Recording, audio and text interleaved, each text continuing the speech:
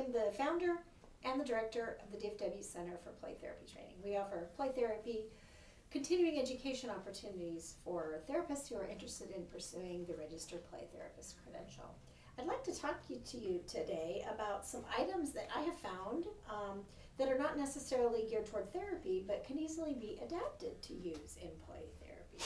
These are all items that I found at Target. Target often in the front of their stores has some discounted bins of items that are $3 and less, and that's where I found these items. And I wanted to show you today how a way of thinking of how things that aren't traditionally meant for therapy can actually be used in therapy. So one of them was this, it was only $1, a writing prompt journal with 40 pages to ignite creativity.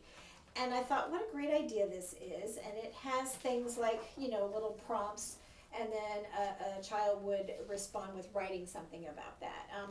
I don't know that I would necessarily need a child to write. I think they get enough homework and writing in school that we don't need to be writing things in therapy. But maybe they could paint a picture, or they could draw a picture. So we could talk about things like this particular prompt says, think of a saying and a symbol that could be used to show, this one says school pride, but you could even say about you or your family, and pride in yourself or pride in your family. And so if you were going to design a t-shirt with your symbol and saying what would it look like, I think that's a fun idea. So we don't necessarily need to use this actual journal. We can just use the prompt ideas and incorporate them that way. Here's another one. Think of a time when you were in danger. Describe or paint, draw what happened and how you survived the situation. You want to make sure that these are specific to the clients and their presenting problems that you're working with, and always being mindful of anything like trauma histories. We don't want to trigger a trauma memory in a session. So always be mindful and careful, and think ahead of before you do a session with a child if you're going to incorporate something like that. This little amazing Designs to Color book was a $3 item, and it even comes with some little markers. And it says, create your own works of art. Sometimes children say, I don't know how to draw, or they just think they don't have any artistic ability in them. And these are already little scribble drawings, little doodles, whatever you want to call them, and they can just color them in. So these could certainly be ripped out, and you could use them with each client. Maybe they need to do something like this at the beginning of the session to just sort of get focused, sort of decompress after the stressful, busy day that they've had at home or at school, and a simple way to do that. So I really, really like that idea. Actually, maybe this won't ever make it into my playroom. Maybe I'll just keep it and use it myself. I love to color. How about you?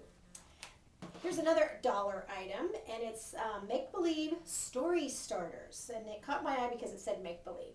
And it's like a little flip book. So it has things like, here's a picture of an astronaut, and he flies in a rocket ship and he discovers a new planet in space. So they could use that to tell a story. So I started flipping through here thinking, what other kind of ideas are in here? What kind of items do I already have in my playroom that I could use to help a child use those toys, miniatures, then to tell a story? So for an example, here's one that says princess. Well, I've got plenty of princess dolls, so I picked this one up. So we could talk about, there's a princess, and we have a castle, and let's tell a story. We could do a mutual story telling if we'd like to, where the child adds a part to the story and then you add a part, where the princess goes to the castle, and the story would have a beginning, once upon a time, and it would have a middle, and then it would have an end. So where does the story go? What happens to the princess? Does she go in the castle door? Does she peek out of a window? Might there be something hidden in the castle? Might she discover something that makes her smile? Fun little idea. So these just give you some good prompts. Oh, they also had one in there about a shark, and I have a shark as well. So certainly not limited to what's in here, but I bet you have some other things as well. Fun ideas, aren't they? Sometimes we're only limited by our inability to think outside the box, and that's what I like to do. And I like to share those kinds of out-of-box thinking ideas with all of you. If you like that, then let me know. If you use something similar to this, I want to hear from you. Everybody has such great ideas, and we can learn from one another.